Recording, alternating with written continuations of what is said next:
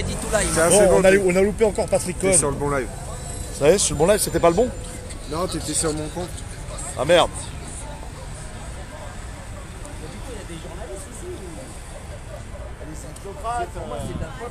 Bon, on a tout, on a du Hamel, on a du Pascal Pro, on a du... Eh voilà les amis, devant RTL, bah oui, on vient chercher Monsieur Liste Noire, on vient chercher Monsieur Pascal Pro, on vient chercher... Eh ben on vient chercher tous ces éditocrates qui font la pluie et le beau temps à RTL. Voilà. Chose promise, chose due. Devant le groupe M6 RTL. Donc voilà. Eh oui Thierry, bah oui, les bandes de branleurs, les branquignoles sont de retour. Voilà, en direct d'RTL. RTL, bah oui, c'est pour Pascal qu'on est là. Pour Pascal, pour Monsieur Cohen, Monsieur Liste Noire. Tout le monde. Bonjour. Qu'est-ce que tu penses de tes collaborateurs, etc. Oh, il a été assez... Ah, il a été bien, Didier. Ouais, il a été bien. Il a été bien, il a été bien. Moi, je connais pas trop. Bon, Isadora, tu peux nous faire un petit... vite fait un petit live? Hein? Petit live, tu me montres pas aussi? Non, bah non, regarde. Juste comme ça. Hop.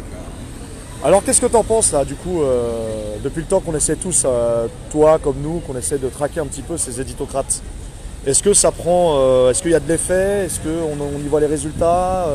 On sent une nervosité chez eux, hein? Nervosité, je sais pas, ils surveillent peut-être un peu mieux leurs paroles. Ouais. Faut l'espérer. Est-ce que après on croit qu'on a fait une avancée, on fait un pas en avant et puis tout d'un coup c'est deux pas en arrière parce qu'ils choisissent à chaque fois le petit fait d'actualité pour justifier le fait de tous nous destroyer, quoi. Mais on sent une nervosité, hein. Tu sais, tu les vois sur les plateaux télé, hein. Les deux Morand, les Routel Krief, les Bruno Toussaint, ils sont plus à l'aise avec les gilets jaunes. La question des gilets jaunes, la question même générale, tu vois, le changement de paradigme qui est en train de se produire dans notre pays, on les sent, ils sont plus à l'aise du tout. Ben, je pense que ouais, ils pensaient que ça allait durer quelques semaines et on en est à quelques mois et ça les embête parce qu'ils n'en voient pas la fin. Et ils sentent que c'est un mouvement de fond et ils savent plus trop par quel bout le prendre. Ils ont vraiment tout essayé dans le manuel d'enfumage classique, c'est-à-dire l'antisémitisme, l'homophobie. Oui, ils passent toujours par les mêmes biais cognitifs. Hein, ouais, mais cette fois-ci ça marche pas. Ils ont essayé d'étouffer le mouvement, ils ont essayé de faire en sorte de laisser les Black Blocs s'exprimer. Et à chaque fois, il y a un retour de bâton parce que je pense que le peuple véritablement est derrière nous et ils se sentent pas à l'aise, ils sentent que c'est pas un mouvement comme les autres. Et donc tout ce qu'ils essayent se retourne contre eux. En fait, c'est peut-être ça qui les rend le plus nerveux parce que ils sont à court ils sont arrivés au bout de leur manuel et il n'y a pas d'autres pages. Donc il va falloir qu'ils les écrivent.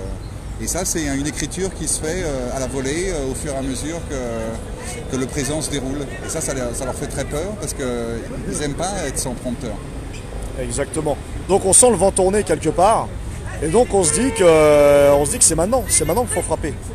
C'est maintenant. C'est maintenant qu'il faut mettre un coup. Il faut clairement aussi faire attention à nous.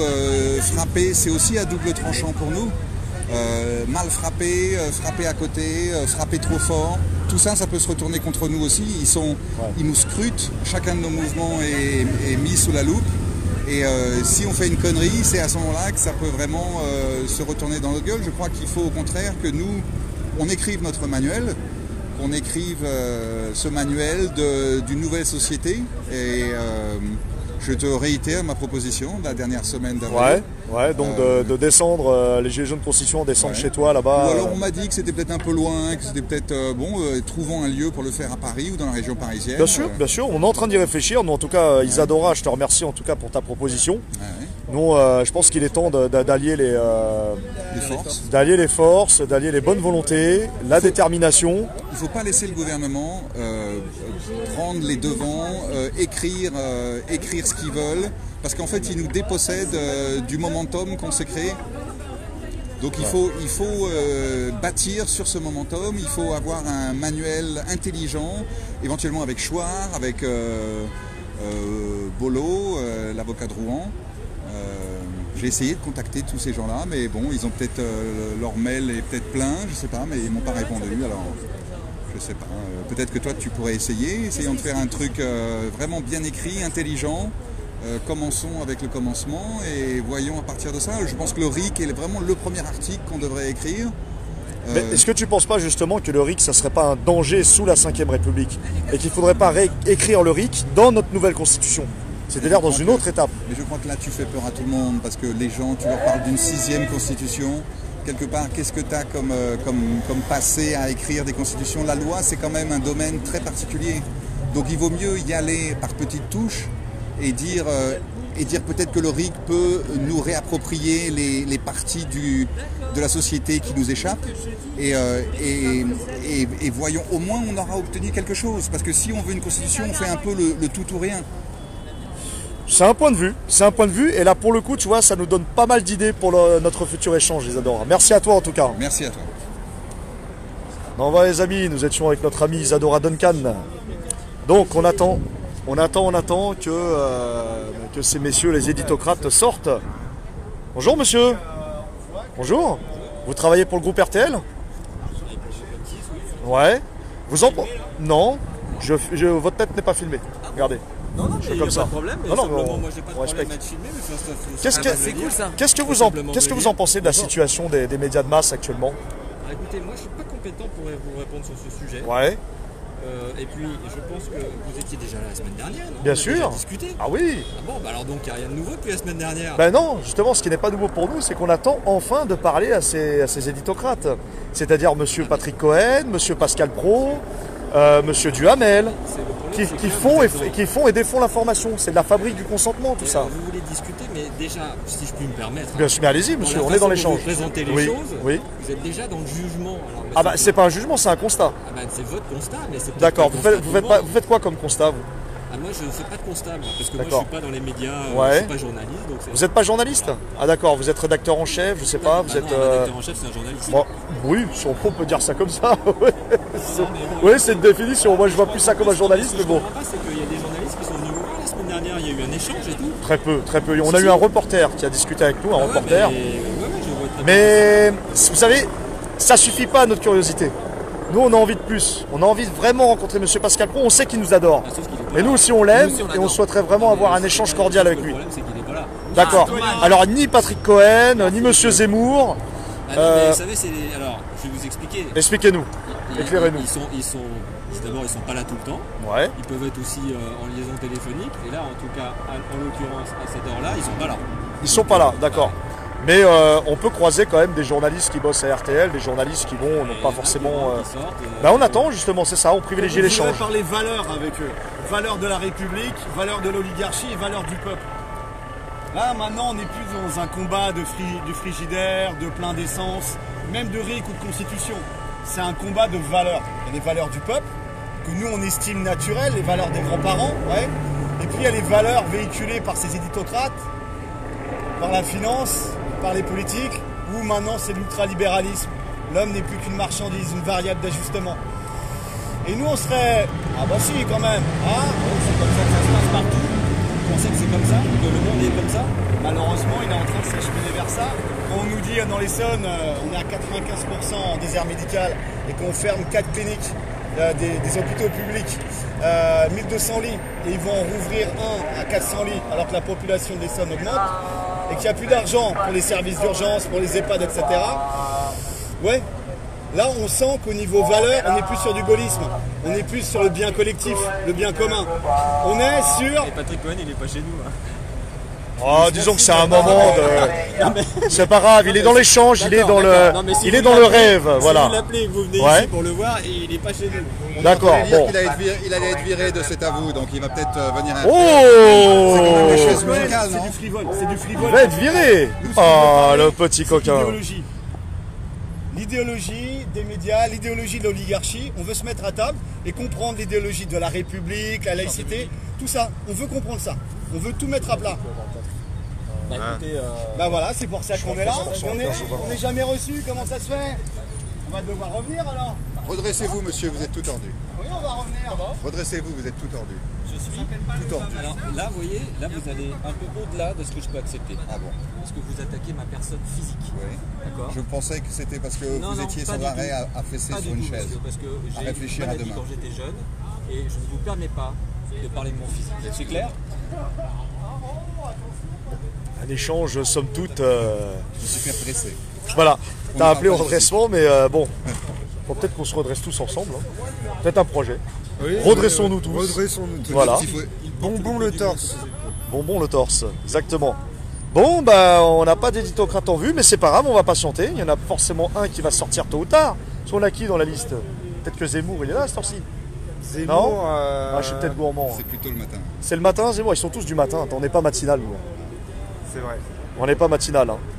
Ah, merde. Venez ici à 8h, faites toute une journée. Ouais. Ah ouais.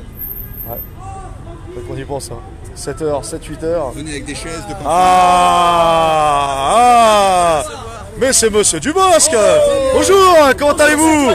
Bon, ouais, un petit mot. Attends, ouais, un petit mot.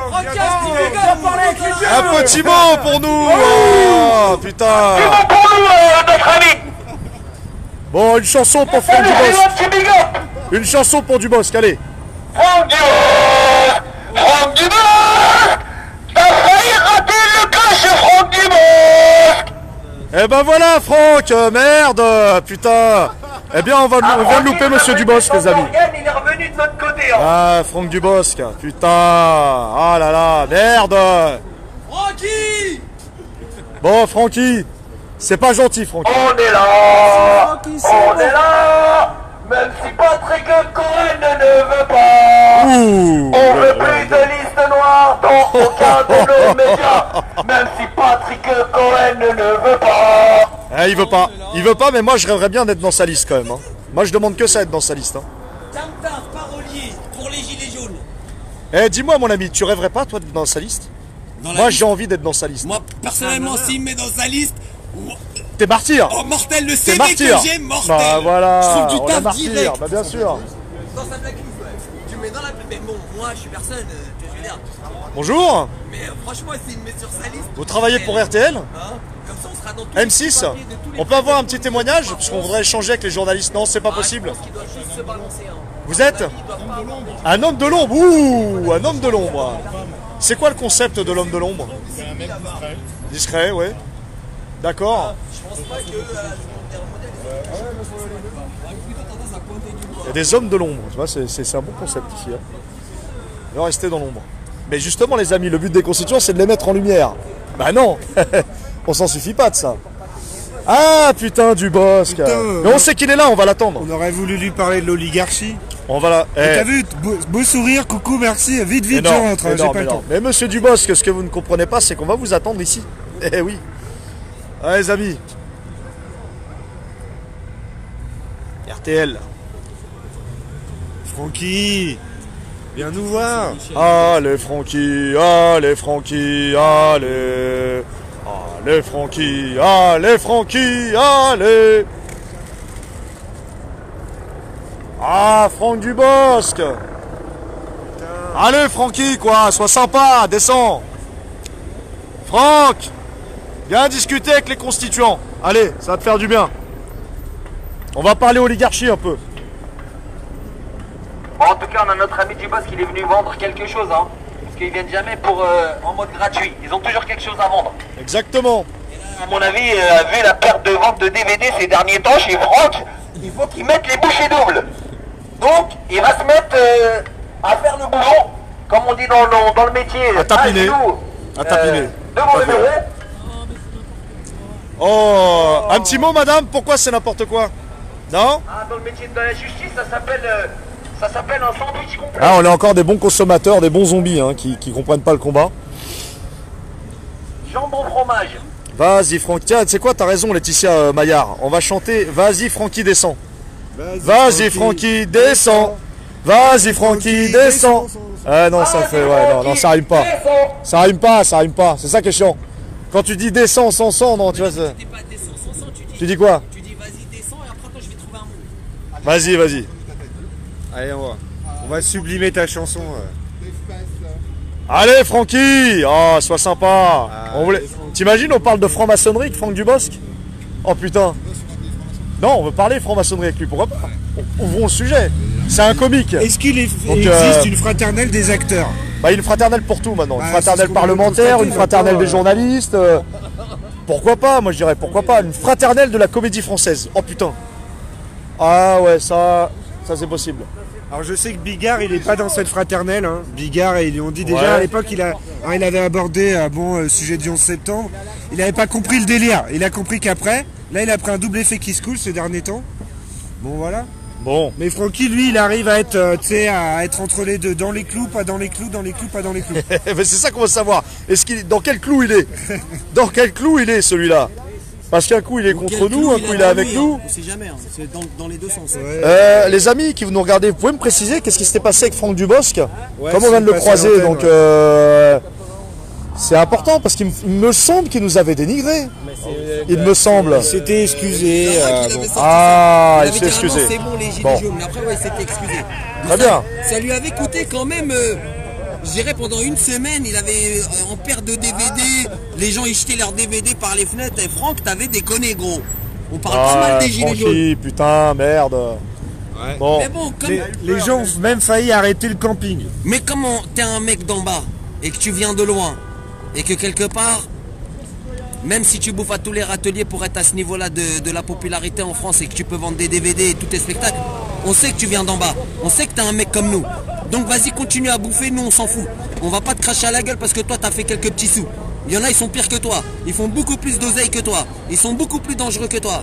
Mais n'empêche, porte tes couilles gros. Moi je me rappelle du reportage quand t'es retourné Quand t'es retourné voir ton appartement, ils avaient fait un portrait sur toi. Où t'es retourné dans ton appartement, je sais plus dans quel département, où t'avais pleuré comme un petit garçon par les morceaux. N'oublie pas ces périodes que t'as passées dans ces HLM avec ta famille aujourd'hui, toi qui te gaves et qui vis dans des... Exactement. T'as une belle vie qui peut serrer une petite meuf de 25 ans et lui faire un gosse. Nous, on n'a pas encore ces moyens-là. Et moi, nous, à 55 ans, on sera périmé. Hein. On pourra plus trouver de meuf à 25 piges et lui refaire des gosses. Donc n'oublie pas d'où tu viens, mon ami. Et ça, je te le dis, c'est d'un mec comme toi, d'un mec qui t'apprécie beaucoup. Apparemment, les internautes nous disent qu'il s'est excusé chez Hanouna. Oui, il s'était excusé. Mais forcément, ils l'ont invité à s'excuser parce que sinon, ils vendent plus aucun DVD.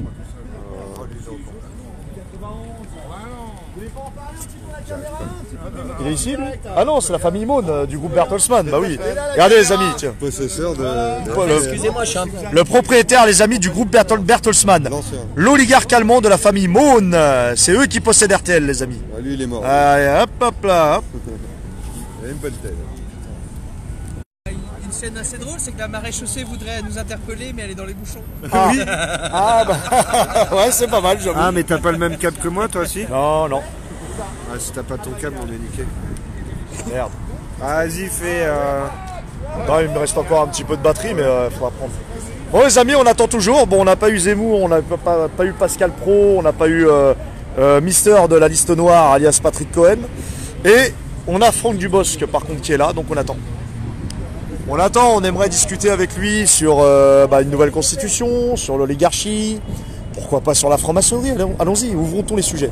Ouvrons tous les sujets. Après tout, c'est un comique.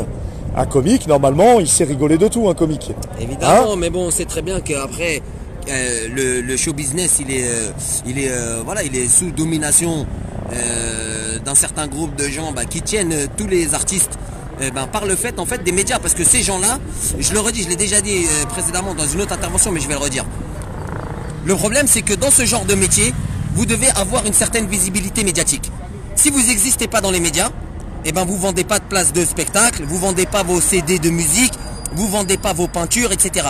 Vous avez besoin, en tant qu'artiste, surtout quand on est humoriste, à une exposition médiatique constante pour pouvoir les gens connaissent votre actualité et qu'ils puissent vous suivre, se rendre à vos spectacles, vous puissiez vendre des billets de spectacle. Exactement. Donc, forcément, à un moment donné, lorsque tu vas être dans ce moule médiatique, tu te soumets.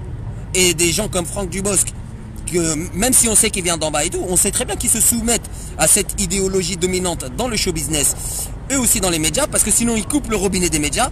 Et quand on coupe le robinet des médias pour ce genre de métier, donc pour tous les artistes, les chanteurs, les humoristes, les danseurs, les gens qui font en gros, dès qu'il y a quelqu'un qui a envie de te vendre une salade, dès qu'il y a quelqu'un qui a quelque chose à te vendre dans ce genre de métier, ils ont besoin des médias. Donc ça, je l'explique, à mon avis, vous êtes déjà au courant. Mais ce qui fait que c'est à double tranchant pour nous. Il doit avoir un pied avec nous, avec les Gilets jaunes, mais il a un autre pied dedans où il est obligé de se soumettre pour pouvoir continuer à exister de son métier. Donc de ça, c'est honorable, on ne peut pas leur reprocher. Ouais, mais il va y a devoir, une certaine domination, mais il faut faire un choix. Il va devoir faire un choix à un moment donné, monsieur Et Dubosc. on invite monsieur Dubosc, qu'on vient de croiser, à s'émanciper de ce système.